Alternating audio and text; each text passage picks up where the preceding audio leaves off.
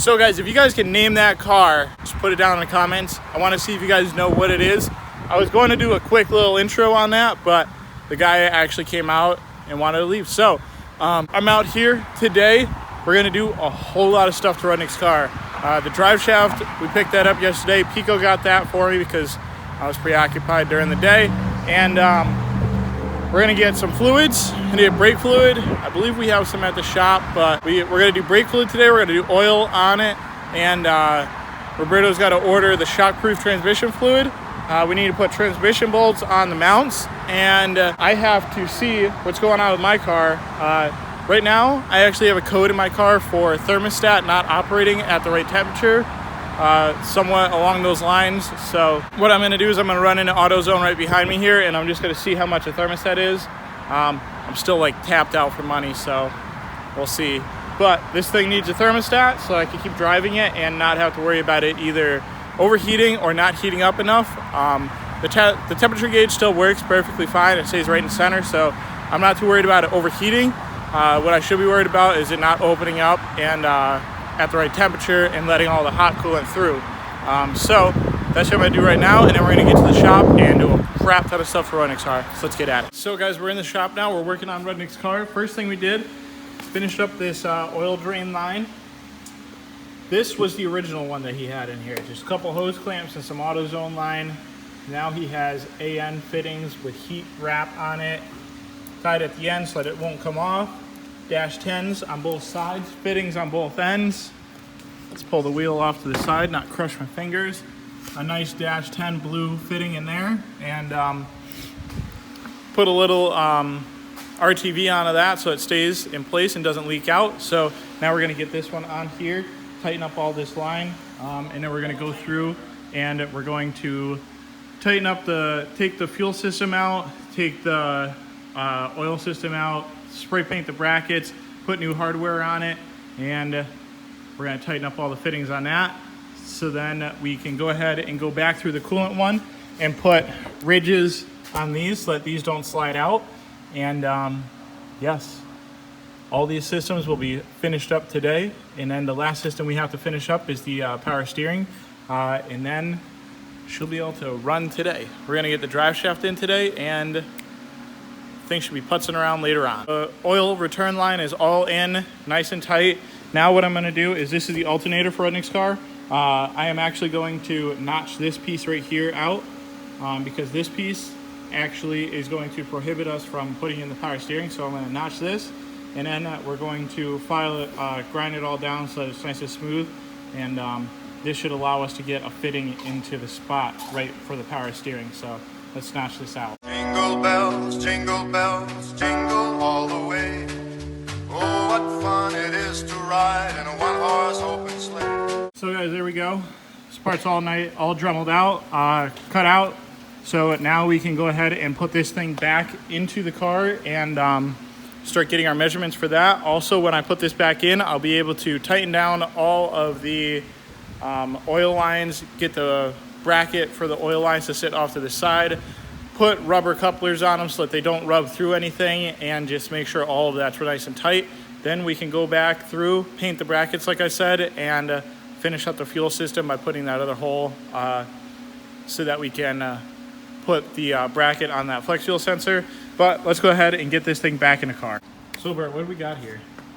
I'm not really sure. I mean, I know what happened, but I guess my alternator ain't working too well there, bud. I think we got a mixture of maybe some drugs and rushing things. I don't know. Yeah. So what they did was they just tightened this bolt down with the pulley, and they didn't put the spacer in it so that the actual pulley spins freely. So when I had this thing in the vise, I was like, oh man, that thing isn't really moving that well. So we got to take this nut off, make sure that it's actually going to work right now. So I'd like to take this moment to teach a very important lesson to future or current mechanics. Whenever you do something, go back and see if anything's changed. Yeah.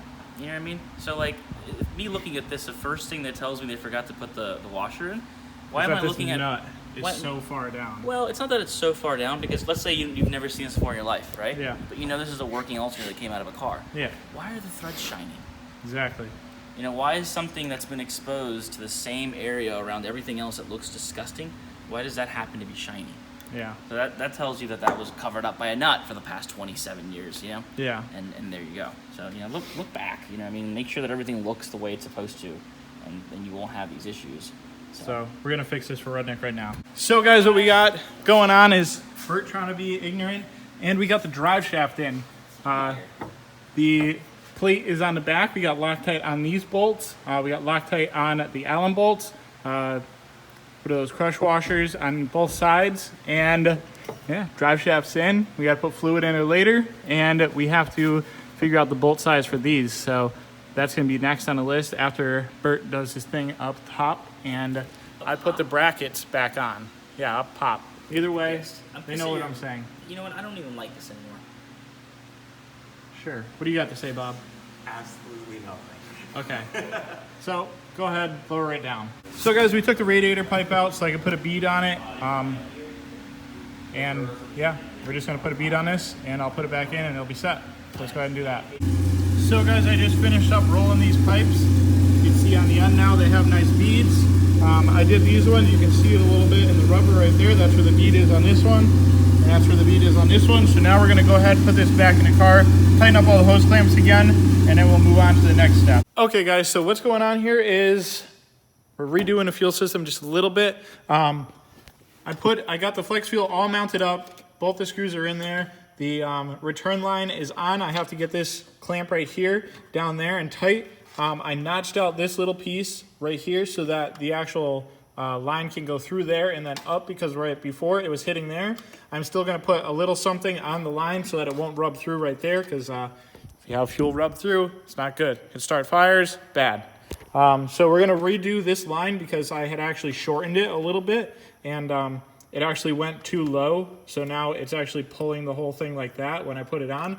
So I need it to actually stay up like this, and I just need to extend the line. So we're just gonna redo this line. I have to tighten up the two lines that are right down here because these are still loose. But after I tighten up those, that'll be all set. I have to come over here and make that bracket to hold this, and I have to wrap a couple pieces like right here, because this is just constantly rubbing on that, and that's not bueno either, because that will rub through, and then no oil pressure, blown motor. So we're gonna have to do those couple things. So let's go ahead and do the fuel line first, and then we'll go ahead and wrap all this and tighten up those two lines. Jingle bells, jingle all the way. Wrap this piece like I said I was going to. I put a piece of hose on it. I zip tied it together. I zip tied the two fuel lines, the feed and the return. This one's actually the return and this one's the feed. So I put both of those together, zip tied it all so that it won't move. I tightened up the two bottom lines down here so that those are nice and tight now. This one's tight. These two are tight over here. The fuel rail is tight all the way around. Like I said, this stuff's all good. I have to do a couple other things up here. And then right now we are going to make that fuel line for this, and then we'll be able to put the rest of the fuel system together. I'm gonna run vacuum hose from here down to there somewhere, to the intake. I might even do it really simple and do it to right here. Then we're going to finish up with something else. So, yes. Oh, so guys, the last thing I'm gonna do is I'm going to make sure that this thing is nice and taut. I'm gonna sand down all of the edges around here, and I'm going to tighten down all the lines on this because the catch can lines are still a little bit loose. So that's the last thing I'm gonna do. So if you guys stick with it, should end pretty well. So let's go ahead and do this line. Oh, what fun it is to ride in a horse. Jingle bells, jingle all the way. What fun. So guys, a little change on the fuel system. So last time on the fuel system, I had a straight fitting for the actual flex fuel part, but then I had a 45 on this side. After notching out where I needed to notch, now I can just run two straight fittings, and this gives me a perfect bend on what I need to for it to be perfect. So instead of running a 45 and a straight, now we have just two straights, and I will show you how this looks in 1 second when I actually get it on, because I don't want to try to do it with one hand and then mess it all up. So we'll be right back. So guys, here is the final product of this little straight that I just finished. I am obviously going to just cover up this so that this doesn't constantly rub on it. And now I'm just going to tighten up both of these fittings. And yeah, we should be able to move on to the next step, which is going to be doing the catch can. And I believe that's going to be about it for the day though, guys. So let's just finish this up, plug this back in, put a little strap onto there so that it doesn't rub through, and catch can time. We just did so far. So oil, fuel return line, all done up. Got the wrap on it so it won't go through. Put 2 zip ties on it so it won't move. I plugged in the fuel pressure sensor. I zip tied it all along the return line for the fuel system so it is nice and tight up through there. There's 2 clamps right down there. There's 2 clamps right there for the fuel return and the fuel feed. All the lines are tight. Oil lines are tight. Fuel lines are tight. Last thing that we have to go through, like I said, I'm going to go ahead and do that little bracket, round all those edges off, tighten up all of the lines for the catch can, so the catch can will be all done, and then all I have to do is start going through all the wires that are still unplugged and plug all those wires in.